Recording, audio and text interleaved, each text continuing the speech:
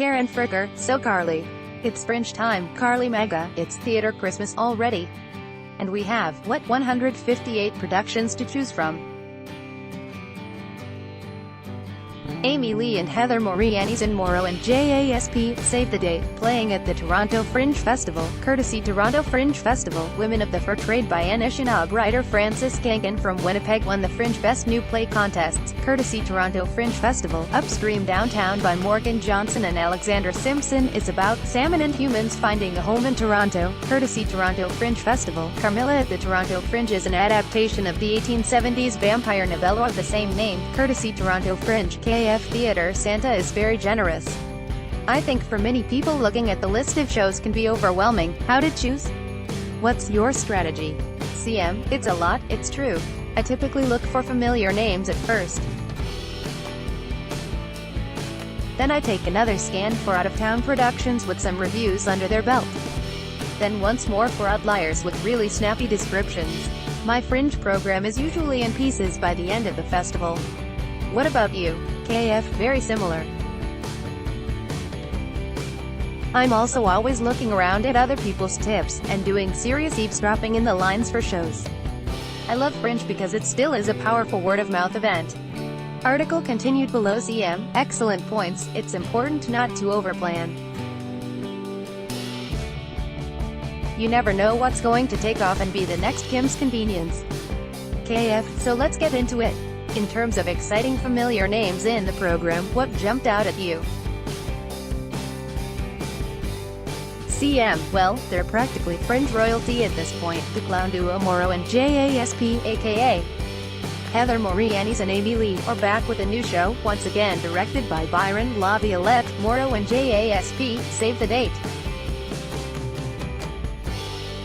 I love how these two have a bonkers sense of humor but place female friendships front and center. KF, some names that popped for me were Julie Tepperman, Aaron Willis and Kevin Wong, who are bringing the first act of their musical The Preposterous Predicament of Polly Peel to Fringe, with the wonderful young actor Hannah Levinson. CM, I saw a very early version of this musical in Musical Stage Company's Reframed project, originally as Polly Peel, after the Canadian artist Paul Peel, whose work The Young Biologist inspired the show, and I'm looking forward to seeing how it has progressed. Another big name is Tom Magee. He's a Fringe staple with the Shaky Shake puppet theater shows in the Fringe's children's program, and he's also been a key dramaturge for Cap Sandler's work. Now he's directing his own play, Featherweight, starring Michael Musi, Kat Letwin and Amanda Cordner. KF, another on the rise Toronto talent is playwright Michael Ross Albert, who has two shows in Fringe this year, Anywhere, featuring Courtney Chine Lancaster and Cass Van Wyck, and The Grass is Greenest at the Houston Astrodome. What caught your eye from elsewhere? CM, I'm going to make an effort to catch the Merkin sisters from Vancouver and Toronto. They're the comedy duo of Ingrid Hansen and Stephanie Moore and Robert, in a show that is receiving rave reviews but offers little plot description.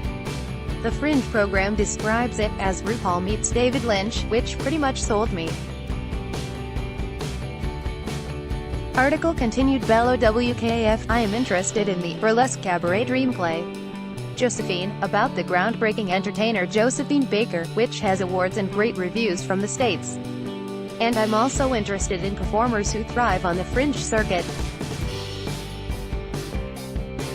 One is Gemma Wilcox, whose solo shows are Toronto Fringe favorites. This year, she's bringing back her 2008 hit The Honeymoon Period is officially over.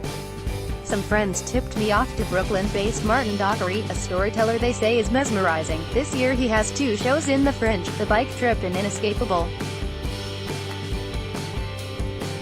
CM, alongside Josephine is Ryan G. Hines.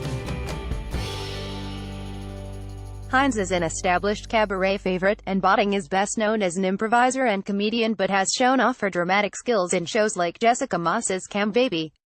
These cabarets provide a mix of the solo storytelling and the musical extravaganzas that the Fringe has come to epitomize. KF, what are some other plays that look interesting? CM, the Fringe's Best New Play contest winner is usually one to keep an eye on, and this year's it's Women of the Portrayed by Anishinaabe writer Frances Kangan from Winnipeg. It's great to see a non-Torontonian win, and this one stands out as a story about three women confronting their cultures, histories and potential futures in 1918 Canada. KF also interesting is Upstream Downtown by Morgan Johnson and Alexandra Simpson, about salmon and humans finding a home in Toronto. Check out their promo photo and you can see that the performers indeed get fishy. And Solo Theatre's We the Men, in which female-identifying performers play 10 men on a weekend trip based on real conversations. The Fringe is also fun for shows in non-traditional locations. Flooded, a show and sail around the Toronto Islands takes place on the Pirate Lifeboat, a nifty floating venue where fringe-goers can catch a welcome breeze. CM, and expand your limits with genres you're not used to. Circus Shop of Horrors mixes circus arts with the aesthetic and themes of horror movies. And there's another dark tale in Carmilla, an adaptation of the 1870s vampire novella of the same name. Karen, you know I'll be there. KF, I expect no less, my horror-loving colleague. Other shows in unusual locations are Harvey, Mama's House, a riff on The Old Woman Who Lived in a Shoe, at the Bada Shoe Museum, and Street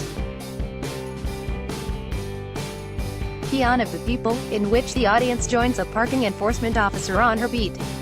You mentioned the Fringe tent before. This year the Fringe has launched something new for after-hours socializing. CM, the Fringe beer tent has been officially rebranded as Postscript, seemingly to make it more open to non-Fringe artists and fans. With its public location in the Skatingport Hockey Arena, people can come in off the street for food, drinks and daily programming, including a comedy night, a music festival, a silent disco and a prom, and 80s prom, to be specific. KF, I'm excited for the Postscript Youth Takeover Night on July 11th, with programming from the Amy Project and Paprika Festival, and the Fringe Awards on the 12th, hosted by Ali Hassan. CM, and the I know I'll see you at July 13's workshop on the new faces of theater criticism, KF big time. And at the July 10th. We're running out of space here, but speaking of new faces, I'm looking forward to our next column about the University of Toronto course we are launching this week, reviewing the Toronto Fringe. CM, stay tuned star readers and happy Fringe. The Toronto Fringe Festival runs July 4th to 15 in venues around the city. Tickets are $13, with discounts for previews and same-day purchase, and multi-show discount passes available. Kids Fest shows are $5, no charge for babies in arms.